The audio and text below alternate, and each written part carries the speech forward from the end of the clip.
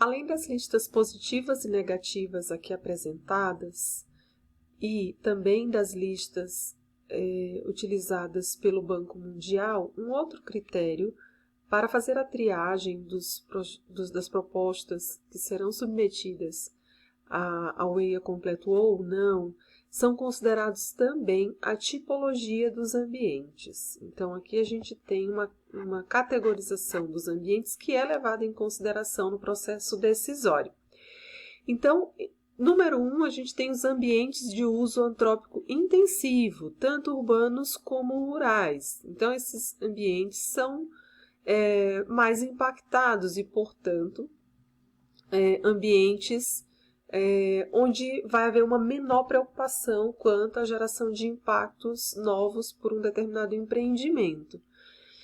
Aqui, de maneira intermediária, nós temos ambientes de uso antrópico extensivo, ou seja, são impactados, mas menos que os da categoria 1.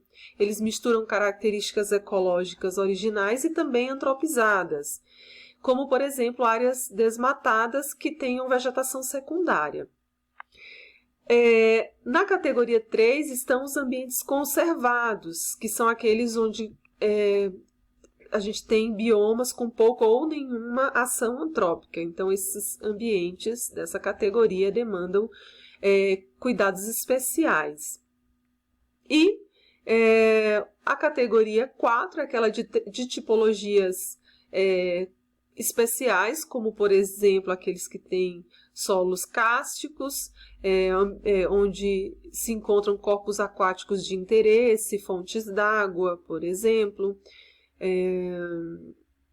patrimônio natural e cultural, socioeconômico e também pertencentes a populações tradicionais. Então, certamente, empreendimentos planejados para áreas assim com tipologias especiais, mesmo que sejam ambientes com impactos não tão significativos, eles podem ser submetidos a um processo de AIA completa por causa das particularidades do ambiente.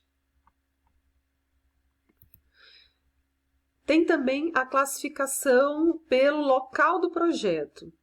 Então, áreas sensíveis com importância natural ou cultural, independentes de constarem de lista positiva, então, podem precisar passar por EIA completo. Então, não exclui a necessidade, as listas, os critérios que a gente acabou de apresentar, eles não excluem a necessidade de análise caso a caso, certo? Então, esses critérios são levados em consideração para fazer os cortes entre o que precisa passar por AIA completo ou não, mas, de qualquer maneira, todos eles são analisados caso a caso quando são submetidos ao órgão ambiental, certo? Então, forma-se uma base para a decisão quanto a uma proposta que foi apresentada. Essa proposta ela deve descrever, ela deve ter uma descrição aprofundada, né, do projeto que se pretende, alternativas, ou seja, alternativas locacionais ou alternativas tecnológicas, então, com um orçamento, com implicâncias de cada uma dessas alternativas.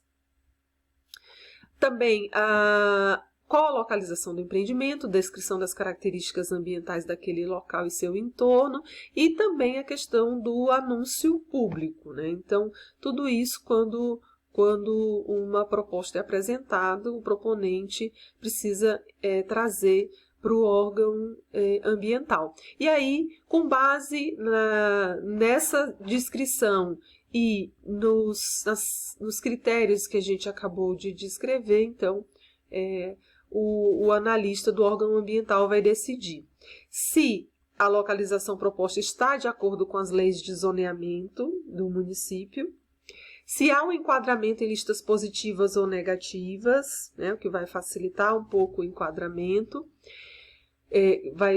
vai facilitar um pouco a categorização do que precisa passar por AIA completo,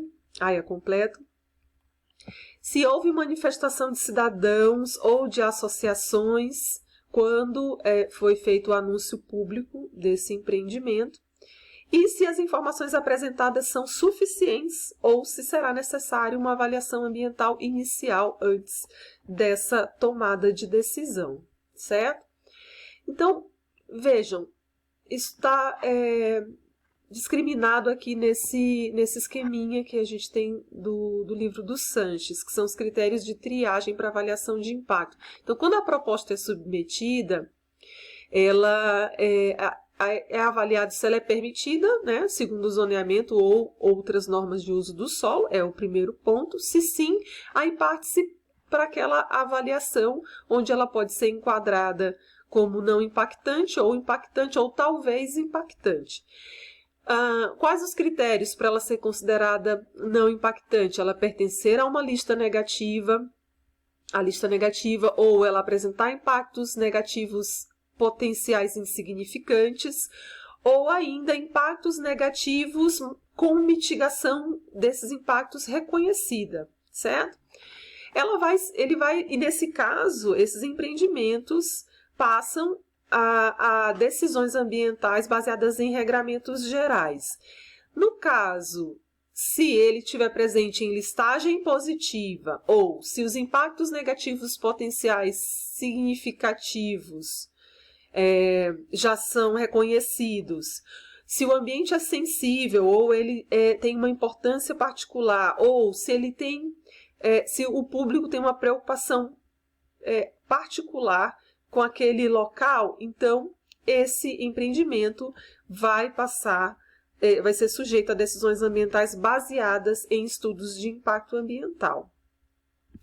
Aqui no meio a gente tem a capacidade quando a proposta se enquadra numa capacidade desconhecida de mitigar impactos, ou os impactos potenciais são desconhecidos. Então, ele passa a uma avaliação ambiental inicial prévia a esse processo decisório inicial aqui, certo? Então, nesse caso, o proponente vai, através de uma equipe, produzir um relatório ambiental preliminar, que é o RAP. Ele tem baixo custo e usa de informação já disponível por meio de uma equipe reduzida, que não se compara àquela necessária para a produção de um EIA e um RIMA, certo? Podem ser suficientes, essas informações podem ser suficientes, inclusive, para estabelecer as condições particulares da implantação, funcionamento e, se for o caso, a desativação de um empreendimento, né? Então, com base nessas informações, aí é possível fazer esse enquadramento aqui para finalizar, e aí finaliza, então, a etapa de triagem, ok? Seguindo aquele fluxo que nós mostramos lá nas aulas anteriores a respeito do processo de AIA, depois da triagem vem a definição do escopo do EIA e formulação de alternativas para aquelas propostas enquadradas na necessidade de passar por um processo completo de AIA, certo? Qual é a importância dessas duas etapas? A definição do escopo e a formulação de alternativas, né? Ela é fundamental, elas fazem parte dessa etapa do planejamento, né? Então, através dessa avaliação inicial para definição do escopo, é possível definir a abrangência dos estudos e estabelecer limites. É possível reconhecer até que área será afetada, por exemplo, pela instalação e operação de um empreendimento. Também é através desse planejamento que nós vamos dirigir os estudos para temas que forem realmente importantes, porque é natural que, quando da instalação de um empreendimento, vão emergir inúmeras questões que serão afetadas por aquela atividade, mas é preciso selecionar aquelas mais relevantes, e isso vai ser possível de ser pensado nessa etapa inicial. Bom, se os estudos serão dirigidos para temas relevantes, também os levantamentos serão planejados para que o diagnóstico ambiental ele seja preciso para responder às questões mais relevantes referentes àquela atividade, né? Então, um bom diagnóstico ambiental é o resultado de um EIA que foi bastante planejado previamente. E também é possível, essa etapa é importante também porque serão definidas as alternativas que serão analisadas. Então, o proponente não vai fornecer uma única proposta para o órgão ambiental, ele vai dar possibilidades, por exemplo, locais diferentes onde aquele empreendimento pode ser instalado, tecnologias diferenciadas que podem ser utilizadas, e aí, bem como prós e contras dessas alternativas para serem julgadas pelo órgão ambiental. Em suma, pessoal,